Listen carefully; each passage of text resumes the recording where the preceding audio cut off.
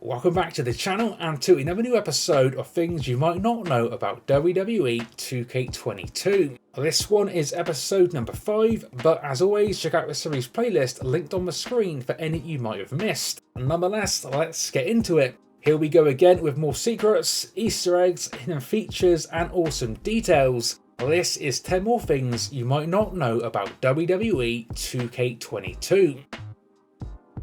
So let's start with face paint. This year's game features a ton of awesome designs, some for males and some for females.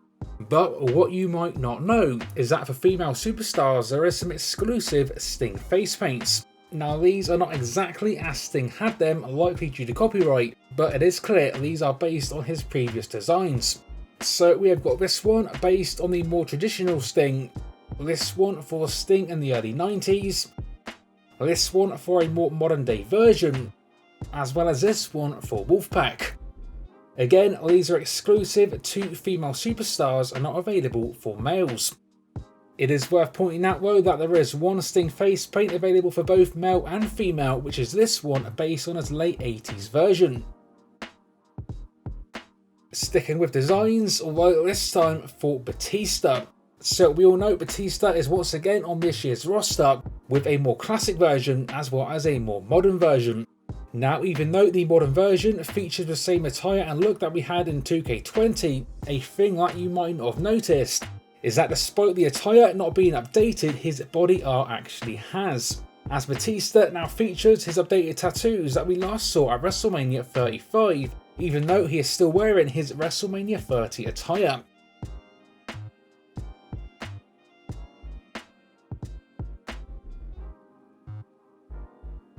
So from Batista to his Wrestlemania 35 opponent, Triple H.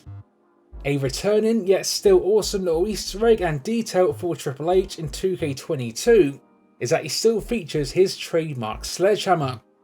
Now usually when your superstar goes to get a weapon from under the ring, you'll normally see the weapon wheel.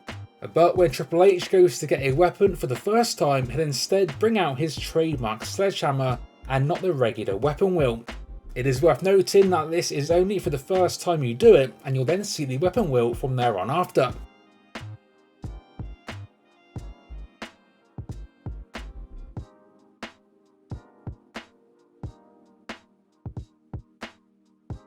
Another returning one that still remains a thing you probably want to know about is overlooked options.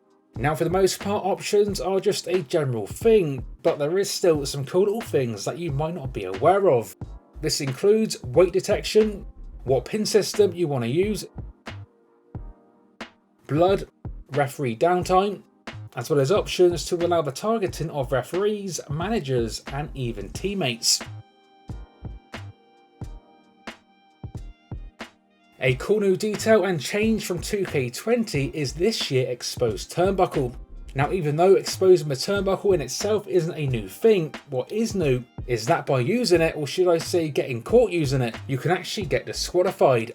That is right, this is now a thing in the series, which does add a cool little element of realism to it. One little cool trick to get around this is to expose 2 turnbuckles, or then to use one whilst the referee is fixing the other. The same method can be used for all sorts of heel tactics that you can see more of in this video, a link on the screen now.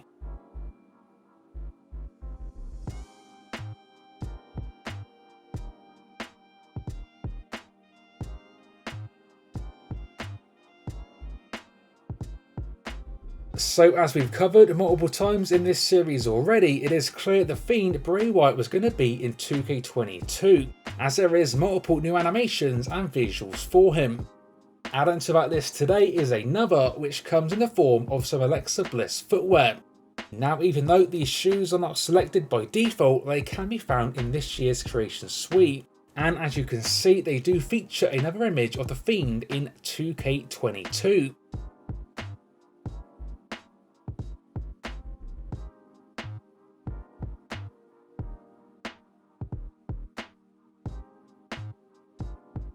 So along with the many new entrances this year, many of the older ones have also seen upgrades in terms of camera angles.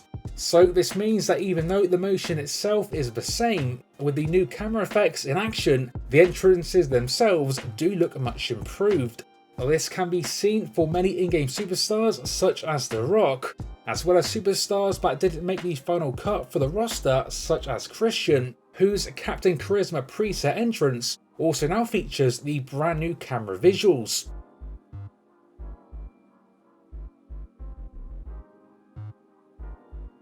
Sticking with entrances, as you likely know, this year's game features a ton of brand new awesome ones for groups, such as Retribution. So Retribution do feature a trio entrance by default, but a 4-man version doesn't work. And what you might not know is that in the PC version, files have actually been found that do make these possible. It's just not set up to currently work. So by playing with the files in the PC version of the game, a 4-man Retribution entrance is hidden in the files, as is a 4-man entrance for the Hurt Business. Again, both these entrances don't work by default, but the motions do exist. So hopefully at some point these do get fixed and 2K can patch these in to work in the games. Next up, we have got more unique audio. Now, as we've covered already, this year's game features a ton, and today we have got even more to cover. So when certain superstars make their way to the ring at Wrestlemania, they will get their own unique Wrestlemania audio. Here is a compilation of some of the best so far. Well, there is no Wrestlemania without Mr. McMahon. There's no paycheck for you without him either. That's a very good point. Welcome to the Boneyard. The Undertaker's done so many things in his career. He actually redefined WrestleMania with his epic battle, the Boneyard match against AJ Styles. I got a feeling the Undertaker is going to bring that same epic action to the ring here tonight. Only 3 men with double-digit WrestleMania wins: Undertaker, Cena, and this man. Triple H has defeated Booker T, Randy Orton, and Batista at WrestleMania. Yeah, get this, second only to Hulk Hogan in main event, show-closing WrestleMania matches. Because on this stage is where Triple H is his most cerebral, his most brutal, at the Showcase of Immortals. We are looking at a man with no shortage of classic WrestleMania moments and battles. You think about Shawn Michaels, think about Bret Hart, and what about The Rock? Well, let's not get carried away. He was a great competitor, but he was a terrible referee. I remember that, Michael. You know, Randy Orton watched his father in the very first WrestleMania main event, and then he went on to main event multiple WrestleManias of his own. Now, this is a stage where he's faced the likes of The Undertaker, Triple H, and John Cena. We have seen Randy Orton go from being known as a legend killer to a legend. And we know Orton only needs 3 letters to create the ultimate WrestleMania moment. RKO. There is one guarantee with AJ Styles. He will give his all, no matter the stakes. Well, no doubt he is at his most phenomenal on the grandest stage.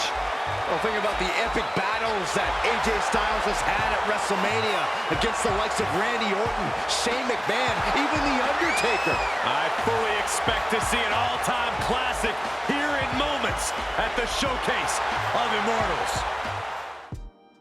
Last up today, one of my favourite ones from recent games, we have got the return of the ability to place objects anywhere at ringside in Create an Arena. So in recent games, this was a cool way to create dumpster matches and even a shark cage match, which technically you can still do in this game, although from what I've seen so far, don't work quite as well as we did before. Nonetheless, this still remains a nice glitch to know about, so you can create some crazy arenas in 2K22.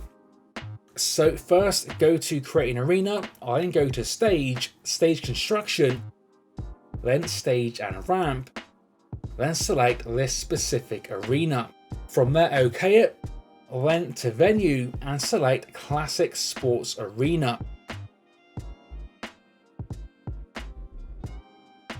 From there, make your way back into Stage Construction and this time select Props. From here, select your object of choice. So in this example, let's take a dumpster. And for placement, you want to select Arena Right Area. Then once done, and with a little bit of camera fiddling, you should now be able to move that object freely around the ringside area and the crowd. And there we go, the ability to place objects anywhere ringside as well as even in the crowd, so get creating some crazy looking arenas.